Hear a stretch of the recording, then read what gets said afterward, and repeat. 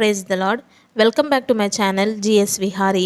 ఈరోజు మనం బ్యాప్టిజం ఇచ్చు యోహానుని గురించి చూద్దాం. ఇతని గురించి తెలియని వారే ఉండరు. స్త్రీలు కనిన వారిలో యోహాను కంటే గొప్పవాడు లేరని స్వయంగా యేసుక్రీస్తు వారే ఆయనను గూర్చి సాక్ష్యం ఇస్తున్నారు. ఈయన యేసుక్రీస్తు వారి కంటే 6 నెలలు ముందుగా జకరియా ఎలిజబెత్ దంపతులకు పుట్టారు. మరియా యోసేపులకు వీరు దగ్గరి బంధువులు.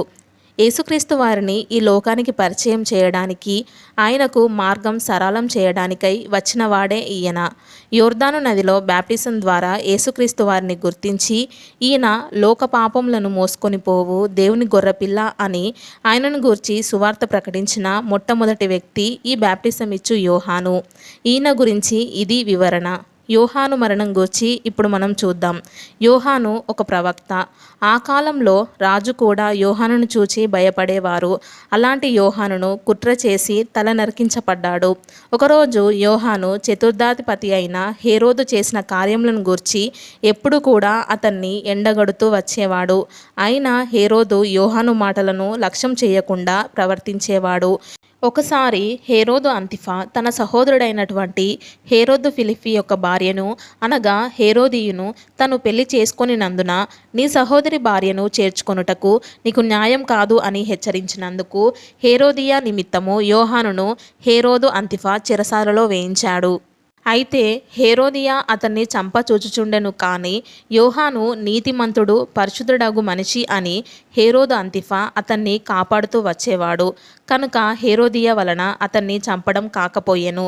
యోహాను హేలియా ఆత్మయు పౌరుషం కలిగిన వాడు. అందుకే గవర్నర్ అయిన రాజైన యోహాను పౌరుషంతో తాను చెప్పవలసింది చెప్పేవాడు. అలాంటి యోహానుకు మరణ సమయం రానే వచ్చింది. హేరోదు అంతిఫా ద గ్రేట్ హేరోదు యొక్క కుమారుడు. అతని తర్వాత హేరోదు అగ్రిఫా యూదులకు రాజుగా, గలిలయకు గవర్నర్గా పరిపాలించాడు. తర్వాత హేరోదు అంతిఫా అతని సహోదరుడు యూదులకు రాజుగా పరిపాలించాడు. ఈ హేరోదు అంతిఫా జన్మదినం వచ్చింది. ఆ జన్మదినాన హేరోదు అంతిఫా తన ప్రధానులకును తన సహస్రాధిపతులకును గలిలయ దేశ ప్రముఖులకును విందు చేయించెను. అప్పుడు హేరోదియా కుమార్తె అయినటువంటి సలోమి లోపలికి వచ్చి నాట్యం చేసి రాజును అక్కడ కూర్చున్న అధిపతులను మెప్పించి సంతోషపెట్టింది. ఆ సంతోషంలో హేరోదు నీకు ఏం కావాలో కోరుకో, అది ఏదైనా నా రాజ్యంలో సగభాగాన్నైనా ఇస్తాను అని అన్నాడు. అప్పుడు సలోమి తన తల్లి అయిన హేరోదియను అడిగినప్పుడు బ్యాప్టిజం ఇచ్చు యోహాను యొక్క తలను తనకు ఇమ్మని అడగమనెను. ఆ మాట రాజుగారికి బహుదుఃఖం కలగజేసినప్పటికీ తాను చేసిన ప్రమాణం కోసం తప్పలేదు. వెంటనే యోహాను యొక్క తలను తెమ్మని ఆజ్ఞాపించెను. బంట్రోతులు యోహాను యొక్క తలను నరికి పళ్ళెంలో పెట్టి తెచ్చి ఇచ్చెను. ఇది బైబిల్లో హిస్టరీ. యోహాను గూర్చి ఎందుకు మనం తెలుసుకుంటున్నాము అంటే, యోహాను ఉన్నారు అంటే యేసుక్రీస్తు వారు ఉన్నారు కాబట్టే. అంటే యేసు చరిత్రలో లేరు అనువారికి ఈ వీడియో ఒక సమాధానంగా ఉండబోతుంది. యేసుక్రీస్తు చరిత్ర పురుషుడు. ఆయన జీవితం కట్టుకథ కాదు, పుక్కిట పురాణము కాదు. ఆయనను ఈ ప్రపంచానికి పరిచయం చేయడానికి ఈ లోకానికి యేసుక్రీస్తు వారి కంటే 6 నెలలు ముందుగా పుట్టిన ఒక మహా రోషం కలిగిన ప్రవక్త. అలాంటి వారి ఎముకలు ఈరోజు ఆక్స్ఫర్డ్ యూనివర్సిటీకి చెందిన శాస్త్రవేత్తలు గుర్తించారు. అది 2010వ సంవత్సరం బల్గేరియాలో జరిగిన త్రవ్వకాలలో 2 పెట్టెలను శాస్త్రవేత్తలు గుర్తించారు. ఆ పెట్టెలలో ఉన్న ఆధారాలను బట్టి శాస్త్రవేత్తలు ఆ ఎముకలు బ్యాప్టిజం ఇచ్చు యోహాను ఎముకలుగా సూచించారు.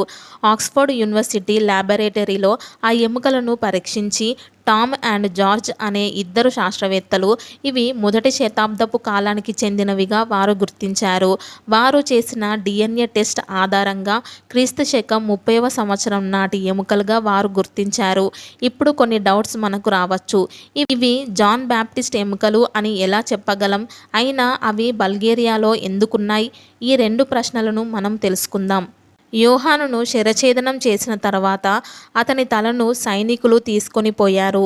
యోహాను శరీరాన్ని యోహాను శిష్యులు వచ్చి సమరియలోని సమాధిలో ఉంచినట్లుగా చరిత్ర చెబుతుంది. తల రాజు ఆస్థానంలో, మొండం సమాధిలోనే ఉన్నాయి. బల్గేరియాలో పురాతన చర్చిలో దొరికిన 2 పెట్టెలలో ఒక పెట్ట మార్బుల్తో తయారు చేయబడింది. ఒక చిన్న పెట్ట అగ్నిపర్వతపు లావాతో చేయబడింది. మార్బుల్ పెట్టెలో సుమారుగా 6 ఎముకలు ఉన్నాయి. వాటిలో వ్రేలు ఎముక, ప్రక్కటెముక, కపాలపు ఎముక, ఒక దంతము ఇలా ముఖ్యమైనటువంటి ఎముకలు మనకు కనిపిస్తాయి. ఇక్కడ దొరికినటువంటి పెట్టెలను దాన్ని పూడ్చిన సమయమును గూర్చి ఆలోచిస్తే ఈ పెట్టెలలో బల్గేరియాలోని నల్ల సముద్రంలో ఉన్న సెయింట్ సేట్ ఈవెన్ అనే ఐలాండ్లో ఒక పురాతన చర్చ్లో దొరికాయి. ఈ చర్చ్ 4 లేక 5వ శతాబ్దపు మధ్యకాలంలో నిర్మించబడిందని శాస్త్రవేత్తలు గుర్తించారు. ఈ ఐలాండ్లో చర్చ్ నిర్మించడానికి కారణం కూడా ఈ పెట్టెలే అయ్యుండవచ్చు. వీటిని ఇక్కడకు తెచ్చింది మాత్రం థామస్ అనే వ్యక్తి. ఇవి ఇతనికి బహుమతిగా ఇవ్వబడ్డాయి. అక్కడ పెయింటింగ్స్ని బట్టి, రాతలను బట్టి ఆక్స్ఫోర్డ్ యూనివర్సిటీ ఆర్కియాలజిస్టిక్ అయినటువంటి హెగమ్ గారు వెల్లడించారు. అక్కడ చర్చ్ బలిపీఠం క్రింద ఈ పెట్టెలను భద్రపరిచారు. అయితే ఇక్కడ ఇంకొక ప్రశ్న మిగిలిపోయింది. అవి ఎవరిచ్చారు అతనికి బహుమానంగా? ఈ ఎముకలు కలిగిన పెట్టెలను థామస్ గారికి అప్పటి చర్చ్ ఫాదర్స్ అతనికి బహుమానంగా ఇచ్చి ఉండవచ్చు అని హెగమ్ గారు అన్నారు. యోహాను ఎముకలే అని అవి మనం ఎలా చెప్పవచ్చు? 4, 5 శతాబ్దాలలో కొంతమంది ధనికులు అక్కడ చర్చ్ నిర్మాణం కొరకు కొంత ధనాన్ని వారు ఇవ్వటం జరిగింది. ఈ చర్చ్ నిర్మించిన థామస్ అనే వ్యక్తికి వాటిని బహుమానంగా అందించడం, ఇలా ఆ పెట్టెలు ఆ ద్వీపానికి వచ్చాయి. అందుకే ఆ ద్వీపానికి ఇప్పటికీ కూడా సెయింట్ ఈవెన్ ఐలాండ్ అనేటువంటి పేరు కూడా ఉంది. దీని అర్థం బాప్టిజం ఇచ్చు యోహాను యొక్క ద్వీపము అనే అర్థం వస్తుంది. ఇక ఈ పెట్టెల కొలతలను, వాటిపై రాయబడిన రాతలను మనం పరిశీలిస్తే ఒక పెట్టె 12 సెంటీమీటర్ల పొడవు ఉంటుంది. ఈ పెట్టె మార్బుల్తో తయారు చేశారు. ఈ పెట్టెలో 6 మానవుని ఎముకలు, 3 జంతువుల ఎముకలు ఉన్నాయి. DNA టెస్ట్ ఆధారంగా 6 ఎముకలు మనిషి ఎముకలు అని, 3 జంతువుల ఎముకలు అని, ఈ జంతువుల ఎముకలు మానవుని ఎముకల కంటే 400 సంవత్సరాల పూర్వపు ఎముకలు అని వారు నిర్ధారించారు. ఆ ఎముకలు గొర్రె, ఆవు, గుర్రమునకు సంబంధించిన 3 ఎముకలుగా వారు గుర్తించారు. కొన్ని సందర్భాలలో చర్చ్ నిర్మాణంలో మరణించినటువంటి బైబలికల్ ఫిగర్స్ ఎముకలను ఆ చర్చ్లో ఉంచేవారు అని, అలా కూడా బాప్టిజం ఇచ్చు యోహాను యొక్క ఎముకలు ఆ చర్చ్ నిర్మాణపు పెట్టెలో పెట్టి ఉండవచ్చునని శాస్త్రవేత్తలు అభిప్రాయపడ్డారు. మరొక పెట్టెపై రాయబడిన వ్రాత ఎలా ఉంది? ఈ వ్రాత గ్రీక్లో రాయబడి ఉంది. O God, save your servant Thomas to St John June 24. ఈ పెట్టె మొదటి పెట్టె దొరికిన తర్వాతి రోజు దాని ప్రక్కనే అదే స్థలంలో దొరికింది. దీనిని బట్టి ఆ ఎముకలు సెయింట్ జాన్వి అని శాస్త్రవేత్తలు నిర్ధారించారు. అయితే జాన్ యొక్క తలకు సంబంధించిన పుర్రెను గురించి మాత్రం 4 స్థలాలలో ఏదో ఒక స్థలంలో ఉంచబడింది అని అంటారు. అవి Damascus, Syria, Rome and Germany.